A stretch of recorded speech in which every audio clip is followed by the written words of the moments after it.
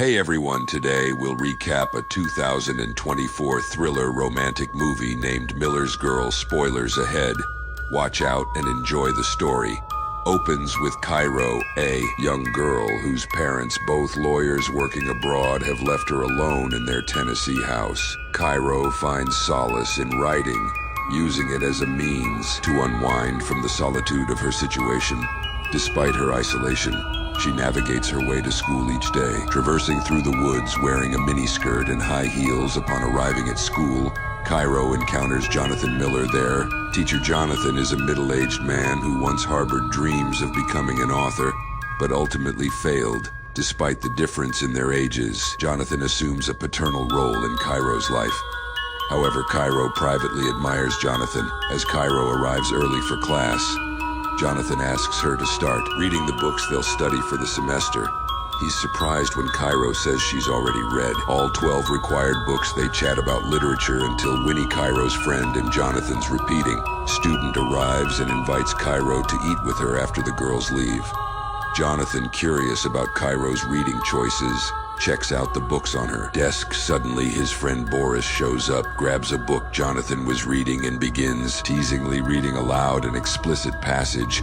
Jonathan tries to stop Boris from reading the naughty part, but Boris won't listen. Boris sees a book Jonathan wrote. Jonathan is surprised to find out Cairo has his book. When Jonathan arrived home, he found his wife Beatrix engrossed in her computer work. He tried to chat with her, but she seemed too busy to talk. Jonathan called her right away to share his excitement about one of his students reading his book. While they were talking, Beatrice's co-worker Amy called her urgently after the call.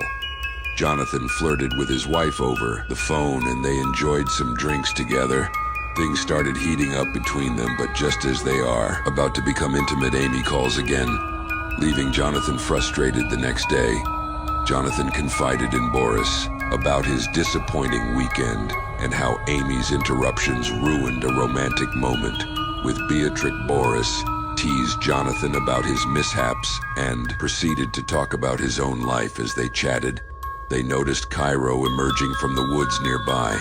Jonathan, still feeling agitated from the previous day, stared at her as she approached. Kyo, unaware of the tension, greeted them with a friendly hello after removing her headphones. Feeling sexually frustrated, Jonathan tries to maintain his composure by engaging in casual conversation with Cairo when Winnie claimed to have accidentally dropped her things in the locker room. At the same time, Boris saw through her ploy. He approached her and inquired about her needs, realizing she was trying to seduce him. Noticing this, Cairo tells Winnie she's quite bold.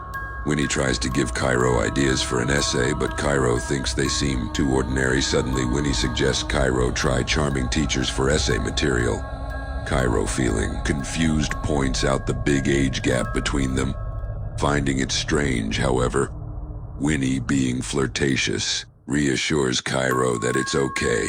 She suggests that Jonathan seems like a nice and gentle man, making him a good choice for Cairo's first date, as she won't feel any discomfort despite Cairo's initial reservations. Winnie's playful persistence piques Cairo's interest even more. Winnie continues to tease Cairo, mentioning Jonathan's longing looks at her, which leaves Cairo feeling embarrassed and flustered as the days go by. Kyo's interest in sex grows as Cairo's desire becomes overwhelming. She yearns to experience it fully in class. Her eyes frequently seek out Jonathan, signaling her attraction to him. One day, Jonathan quietly approaches her from behind and whispers for her to meet him in his office after class. In Jonathan's office, he conversed with Boris and invited him to join him and his wife for dinner. Boris agreed, and they had a great time dancing. Before departing, Cairo happened to catch Jonathan dancing, and after Boris left, Jonathan tried to mimic Boris's dance moves. They shared a laugh, and then they discussed Winnie. Jonathan expressed his approval of their friendship and continued to talk about Cairo's living situation. The teacher also congratulates Cairo on her excellent work in one of her recent pieces of writing. He is impressed by her ability to memorize certain lines from her writing. Recognizing Cairo's talent, the professor asks her to write a short story in the style of her favorite author. He believes that if she excels in this task, she will pass the entire semester with flying colors. Cairo views this as a perfect opportunity and eagerly agrees to take on the challenge. Suddenly, Cairo surprises her professor by revealing that she has read his books, leaving him speechless. She quotes a part of his book just as she memorized part of what Cairo had written. The professor is delighted and confesses that the book she quoted was the first he ever wrote, which holds a special significance for him. Miller admits that he hasn't written anything in a long time. He explains that since getting married, his life has become more ordinary, lacking the material to inspire a book. Cairo, believing he is simply uninspired, challenges him to find that spark again and start writing once more. He invites Cairo to meet that weekend to further discuss the short story. At the meeting spot, Jonathan surprises Cairo from behind as they engage in conversation. Jonathan remarks on how they've been honing their literary skills together for a while a poet named Elliot performs. Cairo steals glances at Jonathan, who listens attentively. They later critique Elliot's poetry, exchanging thoughts and opinions as Cairo smokes. She offers Jonathan a cigarette, which he accepts on a new school day. Cairo decides to change how she looks. She brings coffee to Boris and Miller, and they all seem more confident playing around and sharing a cigarette. Cairo tells Winnie that even though the professor didn't say anything about her new look, she knows he liked it. Later, Cairo tells Miller she wants to write her story like Henry Miller, a famous author known for writing about love and sex. Miller worries it might not be a good idea because it could cause trouble at school, but Cairo thinks it could make her story more interesting. After thinking about it, Miller trusts Cairo and lets her go ahead with her plan. Later, Jonathan's phone buzzes with a text from his wife inviting him on a weekend getaway. Cairo approaches to discuss her short story, joking that Cairo is trying to seduce her professor. She exaggerates, pretending to mimic Cairo actions, much to her friend's amusement, as Cairo frantically searches for her missing phone. Jonathan's plans are repeatedly disrupted by Amy's persistent calls. Surprised to hear Cairo's voice when his phone rings, Jonathan learns that she accidentally placed her phone in his bag as they converse. Jonathan's wife expresses frustration over their postponed weekend getaway, volunteering to return Cairo's phone to her house. Jonathan quickly agrees. Despite the incoming rain as he makes his way there, a heavy downpour suddenly begins upon arriving. Jonathan spots Cairo walking outside in a seductive dress amidst the rain. Locking eyes, Jonathan and Cairo share a moment of intense attraction as she approaches him in the pouring rain. Overwhelmed by passion, they embrace and share a passionate kiss as Jonathan and Cairo found themselves in a daze after their intense moment. Jonathan's thoughts were consumed by her. Suddenly, Cairo sent Jonathan his midterm test, snapping him out of his rye. Waking up from his distracted state, Jonathan's wife urged him to leave her alone as she attended to other matters. Jonathan left and retreated to a small house near theirs. There, he printed out Cairo's finished work and began reading it, immediately engrossed in the captivating story with its adult themes.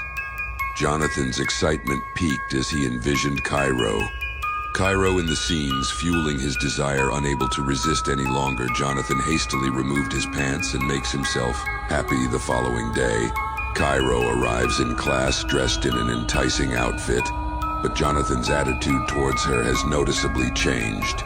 He doesn't greet her with the same warmth as before. Sensing something is amiss, Cairo asks Jonathan, and if everything is all right. Jonathan expresses his disappointment with the explicit content of Cairo's writing. Cairo tries to explain that she rejected the explicit content, but Jonathan remains unmoved. He refuses to listen to her explanations and ultimately decides to reject both her work and their relationship. Jonathan even criticized Cairo's work and expressed regret for having trusted her when Cairo attempted to convey her true feelings. Jonathan's refusal to acknowledge them only fueled her anger. Cairo lashed out at Jonathan, labeling his own works as average and dull. Cairo's frustration grew, and she dared Jonathan to give her poor grades on her tests.